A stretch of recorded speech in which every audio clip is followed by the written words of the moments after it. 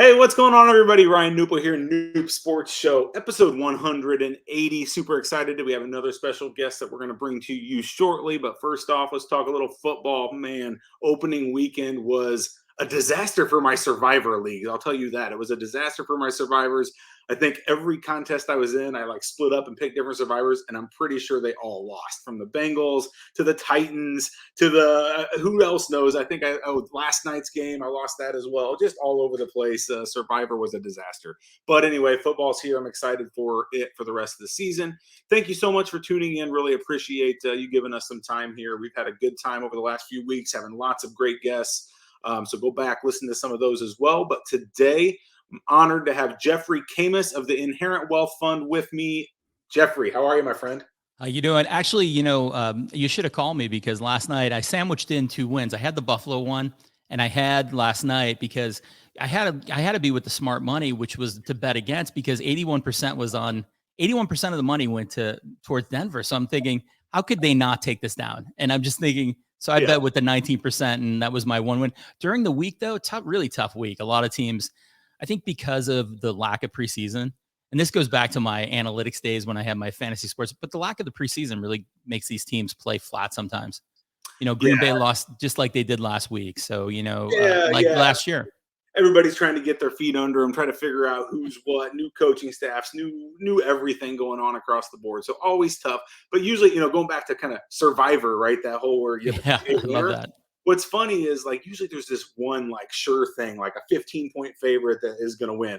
This week it was -6, -7, -6, -7. And so all of those teams either lost or tied, which was kind of funny. There was I was looking to go into a Survivor, and I was looking for that team this first week too, about a week ago. And I thought, wow, this is a tough week, and not a lot of information. There's some things you could maybe bet, but I didn't think there was a conviction play this week. Yeah, absolutely. Well, we're not here to talk all football, Jeffrey. I want to hear a little bit about you and what you got going on with the Inherent Wealth Fund. But first, tell me about yourself and maybe your career path leading up to where you are today.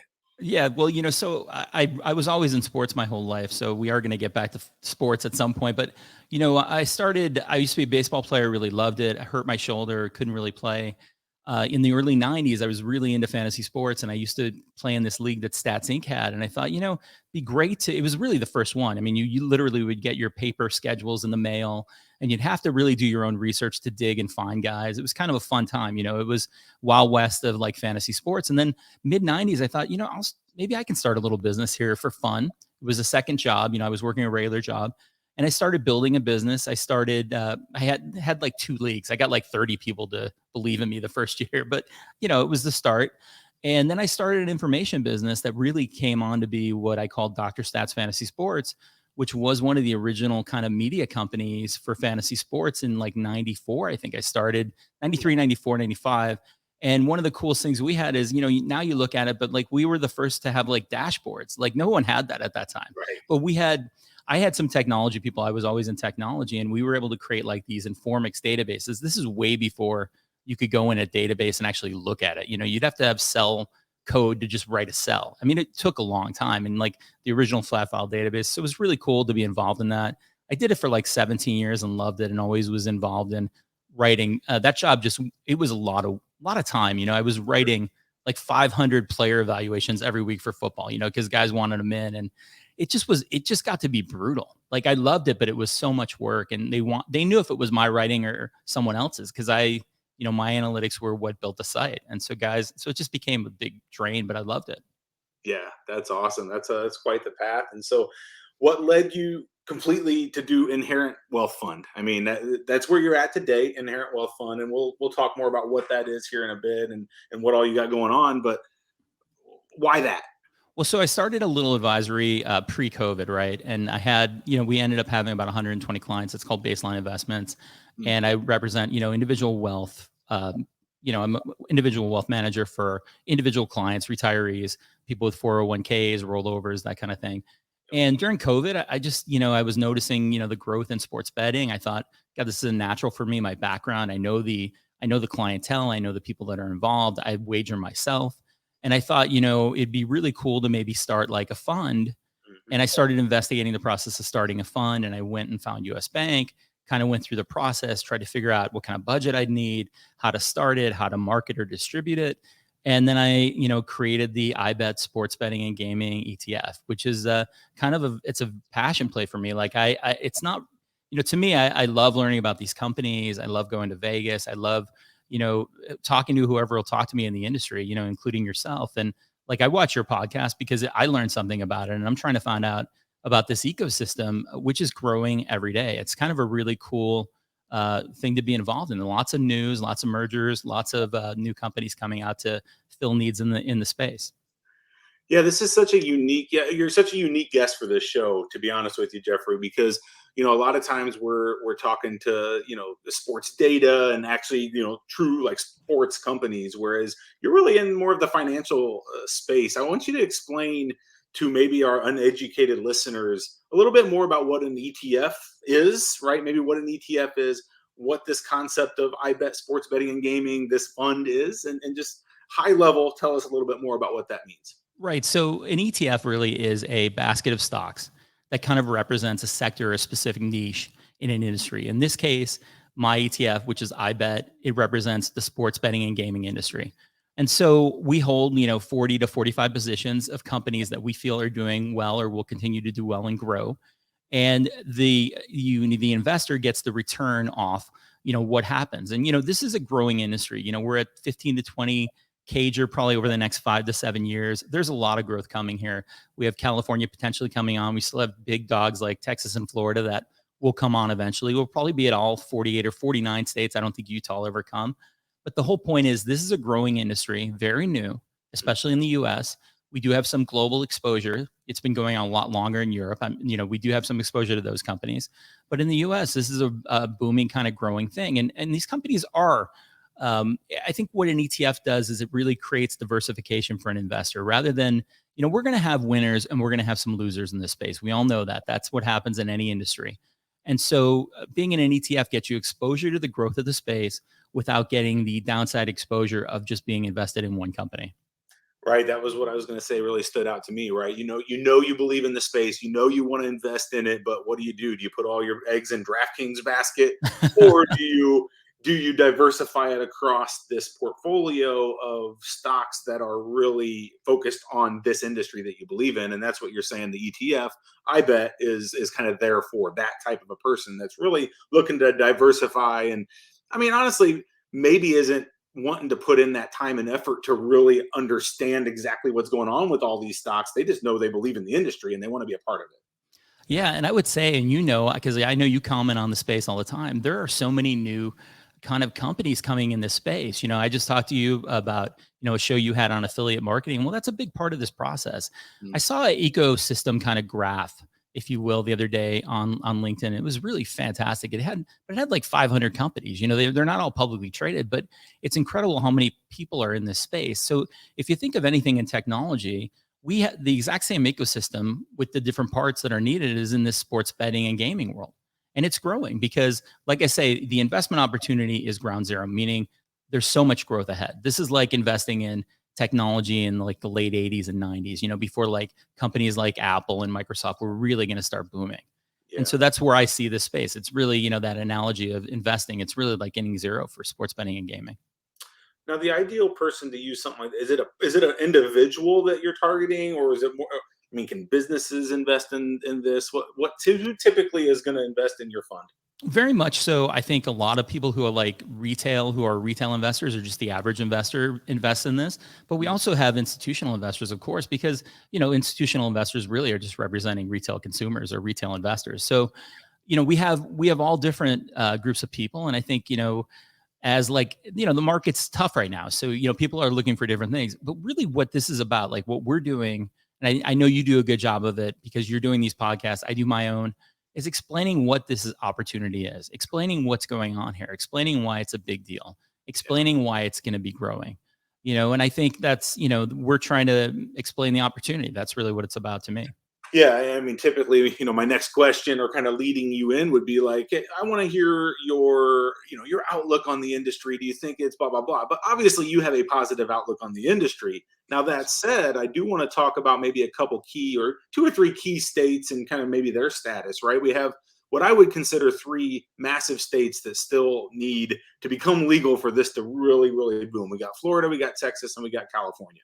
I Right. know California's had some noise lately, a lot of talk going on. I know you mentioned the post that I made the other day that kind of sparked some conversation. But what's your outlook on let's take California for instance. What's your outlook on California currently? Well, they've done a really good job of confusing the person, the individual voter, of what they should be voting for. I can tell you that because there's 26 and 27. 26 is more beneficial to the Indian reservations, and 27 is more beneficial to the outside players.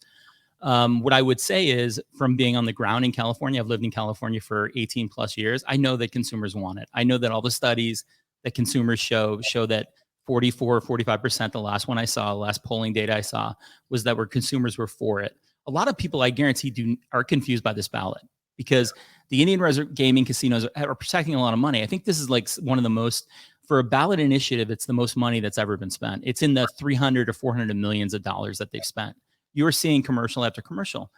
What I saw an analogy, I know the LA Times wrote a piece, and honestly, I mean, I don't want to get into like, conspiratorial, but like there's people have motivations. People get money from different people and it motivates them. The Indian reservations, have brought in a lot of money, these papers, advertising, things like that. I don't necessarily believe that that's an unbiased opinion. I believe it's probably a little bit biased. And I think that there's some of that going on here. I think that more consumers need to be understand this issue so that they get behind it and that they tell their local delegates that this is important to them. And I think that, really, when you look at it from a consumer perspective, there was an analogy about marijuana. But what Mhm. California did to people who are providing marijuana is they made it really expensive because Yeah. they've taxed it so heavily. People, you can't be, they're also unbanked. It's made it so expensive because you can't bank with a national like bank because, it may conflict with legality in some other state. Well, gambling's not like that. They said, oh, it's going to be like gambling, marijuana, where you still have a lot of illegal. No, it doesn't change. It's a better opportunity for the consumer because the bet is still the bet. It's not Yes. like betting is going to go up. It's not like your VIG's going to go to 25% now. That's not what's going to happen. You're going to pay the same. The company bringing it online may pay a tax, of course, but they can't pass that on to you in sports betting and gaming. Really, Yes. California really put a lot of taxes on that marijuana industry, and that's what's been hard for them to deal with. Well, I appreciate that insight. If you were a betting man, when would you say California legalizes? I think there's still going to be an interesting push. I think what we're getting is a lot of heavyweight. I think there's still a chance that this passes this year, but I do think that there's a lot of, if you will, propaganda pushing in the other way that says it's not going to happen. But I do think that people want it. I do think they've done a really good job confusing people on what 26 and 27 are. I'll tell you that, because the 26 would say, hey, let's pass 26, but you can go in and gamble at an Indian and play sports bets at the Indian reservation where it's safer. And I actually I have two young kids, but they're 23 and 21. But they go into those reservations. They say it's safer. My kids don't get carded in those. We've Yeah. been to like 10 of them. Right. So Right. I'm just saying, it's not safer. It's an interesting issue. I don't know how you feel about it. Yeah, very interesting. And I feel like I'm on the other end of the United States, right? I'm in Florida, and we went through what, 2 weeks of legalization, which was odd, and then all these And they pulled it back. they're like reverse, back up, and I'm like, wait, what? I'm already betting. How is it not legal now? It was so odd that happened in Florida, but I do feel like a lot of it is political, right? A lot of it is Hmm. just as you mentioned. It feels like the people. It feels like again, I don't really have all the data and numbers to show it, but it feels like the people want it. Feels like the people are kind of like, I don't know what's going on, and then it's all this stuff going on between the tribes and the governments and all this that is kind of like red tape, right, to make it happen. And so frustrating from a consumer side to see that happen. I just hope Florida figures it out at some point. Well, just think about myself. Like I do have somebody that I can make a wager with, but I'd rather be betting online. Yeah, So I can look at all different odds and I can have all different kinds of plays I can make. It makes it easier for me. It's better. It's better for the consumer. There's nothing that says that. I think the stats show that bettors bet the same. yeah, Having access isn't going to change the way you bet. yeah. Bettors bet the same. They've learned over a period of time if they're a $5 bet or a $50 bet or a $100 bet or more. Bettors will bet the same. And what's interesting, the debate comes up all the time, not the debate, but the discussion all the time comes up of like, oh, the legalization of United States sports betting is hurting or going to hurt the offshores, is going to hurt the other people taking bets. And actually, I'd argue the exact opposite at this point, because honestly, I think there's probably more people in Florida and California that are using offshores right now because there's so much attention on sports betting. We see it. Mhm. Like I see it all over the place. Every TikTok, every Instagram, every Twitter that I look at is talking about betting on sports. But then I'm like, wait, I can't do it. And so, oh, go to my bookie or go to bookmaker or go to Right. somebody Yeah. like that. So they're probably seeing an increase in some of these massive states, which then if you look at that from a state side, like, come on, like they need to just legalize and make it happen. I Well, I don't know why California, which what's always, better, but and think about the bill really. I mean, living in California during COVID, there were shanty towns under like these bridges and viaducts all over the place. And in California, if any state needs more help for mental health, it's California because we take everybody. We have every type of person in California. And I love being here, but it needs the revenue. And the idea that it's going to be so dominant in that one place and those reservations. And I can tell you, having gone to different like Indian reservation towns, there are some where they get a lot of the benefits. Like, the ancestry gets a certain kind of a monthly payment, but that's the minority. That is not the majority of the people that are Indians that are living or Native Americans that are living in California. So I really think that it doesn't really make sense, but I do think that there's a lot of political things that are going on. And again, these commercials are very confusing.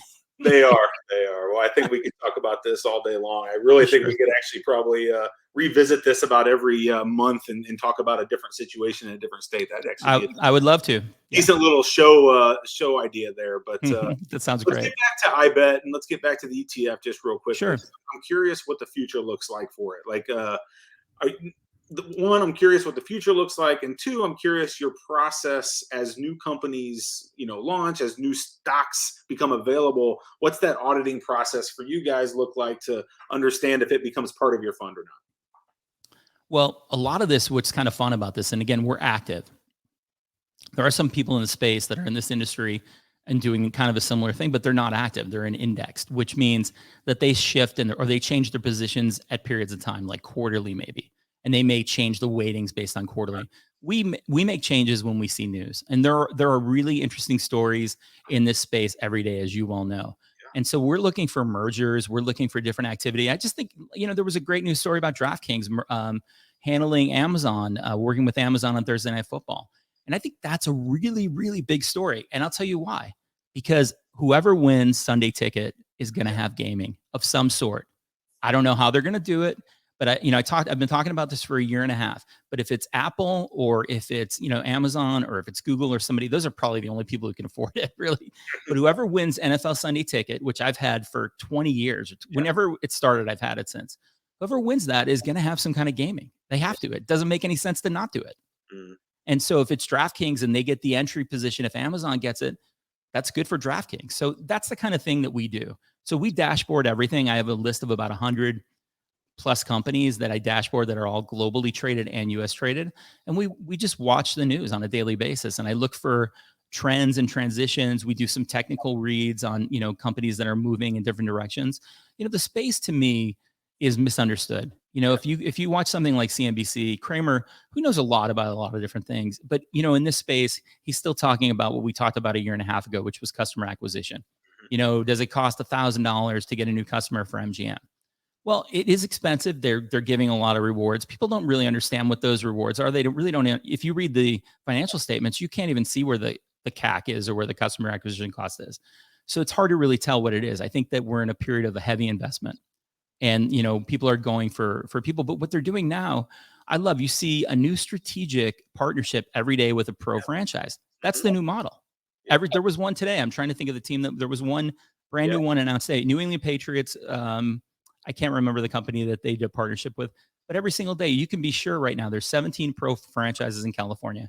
You can be sure that they have deals in place to sign the day that if it became legalized in California, every single franchise, because that's the new model. The new model is, hey, we'll acquire you, but you're going to get familiar with us by, because your team that you follow has it. Like in Chicago, my hometown where I grew up, Cubs partnered with DraftKings. They're going to have a big lounge there. which is pretty cool. I think it's kind of fun to hang out in like an upscale lounge like that, watch a game. Yeah, absolutely. I love that. I love that piece of the industry, that, the local, lounges and bar betting and like that type of a mentality that now we're going to be able to do in some of these states. I didn't know you're from Chicago. I'm originally from that area as well. So Yeah, I grew up Harlem and Toohey, Edison Park, kind of Park Ridge Niles area. My mom was a teacher, so we had to live in the city. I don't know if you know how that tax deal goes, but I yeah, went yeah, to Gordon Tech High School and then DePaul for a little bit. cool, cool. Escaped Illinois for California, though, right? I love the That's people. what I always say. Escaped Illinois for Florida. I love the people. When they bubble it, I'll go back. Yeah, yeah, absolutely.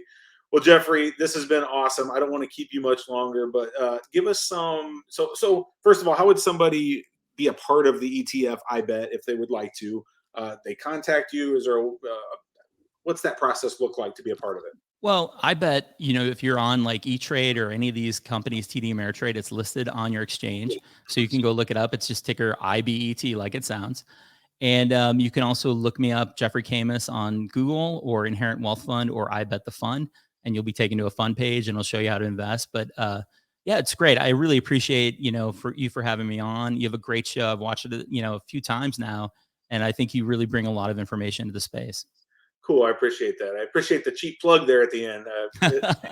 We'll make sure we put those links to iBet out there. I'll go gather some of those and we'll make sure we get them in there. And that way people can get out there. And heck, I may have to invest in the fund as well. I'd love to be a part of the investing, but I don't really I don't know. I don't really know what I'm doing. Right. And I think that's it's a common thing for a lot of people. I think maybe I'm making that generalization, but I don't really know what I'm doing in the financial world. Right. Well, and I think why this is kind of a neat thing for people who are in betting and like to wager, this is what you're doing. Yeah. If you want to call it like a hedge for your own betting, like if the companies do well and you lose money, it's like a natural hedge. I don't know.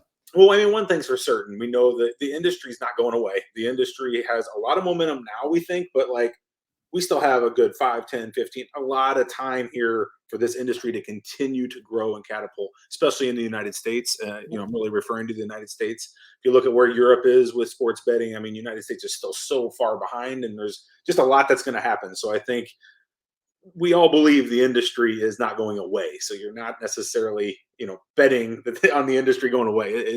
Well, totally. And I know you're kind of wrapping, but let me tell you one thing that I've seen that's very much like fantasy sports. So when I was in fantasy sports, we were in it before ESPN was doing it, before Sports Illustrated was talking about it, before any of these large media networks like Fox they weren't talking about it at all. USA Today had one guy was pretty good guy who wrote, but no one was really doing it. And then when it became acceptable, it became the thing. And then the NFL was involved and Major League Baseball. But none of those sites when I started my company, they were still 5 years away from doing it. It's very similar. So now you see, Bob Chapek from Disney starting to talk about it. And more than likely, I saw you had a post today. They're going to probably be a partnership. They have to partner initially. It makes the most sense with one of the big players, whether it's FanDuel or somebody like a DraftKings or something like that. A partnership seems to make the most sense for them. But, you'll see the other companies kind of wait on the sidelines, getting ready for the mass approval, and then they'll come in. And that's probably what Disney's got to feel that out. Absolutely. Well, Jeffrey, this was a pleasure. I really appreciate you taking the time. Any last words, anything we missed, anything you wanted to cover or say before I let you go here? No, it's great. I would just say it's week 2 in the NFL now. So, whatever you saw last week, you could throw it out the window. Because that's how the NFL is. And I had a average week. I would think I was 2 and 3 this week. I did pick up the first and I picked up the last, but tough week. It's going to be all different. So just stay flexible, because that thing is really, I look at the NFL like we call it where you're like overbought or oversold. When you watch the lines, sometimes a team is too hot and they become like overbought. Like they used to play like if a team won 4 in a row, like they covered 4 ATS in a row, you look and that'd be a bet against, like an automatic bet against, because the spread starts building to a certain level. So I always look for those little indicators of either overbought or oversold. Like when a team's, lost 3 or 4 in a row, but they're maybe a good team, then they'll cover. Somebody maybe like Detroit last year who covered a lot more than you'd think because they were in close games or something like that. But it's really fun. Throw everything out you saw last week. It'll be all different this week. Yes, it will. It's sports. That's what sports does to us, right? Yeah, it's fun. Awesome. Well, Jeffrey, really appreciate it, and look forward to the day we can have you back on when California becomes legal. We're going to have you on, celebrate, and we'll be popping the champagne. Absolutely. Take Thanks care, a my lot. friend. I appreciate it, and good luck with everything. You too.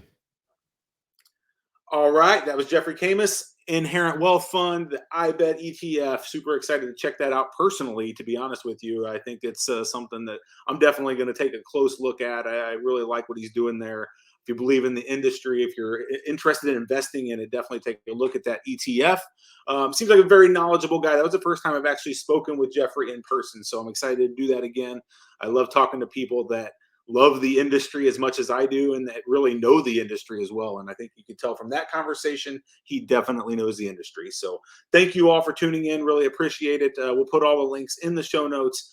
As we mentioned there at the end, if you are betting, it is week 2. Don't get depressed if you had a terrible week 1. I know there's a lot of new bettors out there. There's a lot of people that maybe are excited about betting. It's like, oh, NFL, I'm going to bet. And then they lose. Don't be that better that now goes into week 2 and just like, oh, all or nothing and puts everything in on one team. And then it's like, oh, I'm done betting, right? Don't be that. You want to go, you want to enjoy it. You want to spread out your bets. And guess what? It's going to be a different week. We're all going to have a better week. It's sports. You're here to enjoy it. And hopefully you do. So thank you all for everything. Thank you for the attention. I'm Ryan Newpel, KNUP, out on all the social medias. Until next time, stay safe and take care. Bye-bye.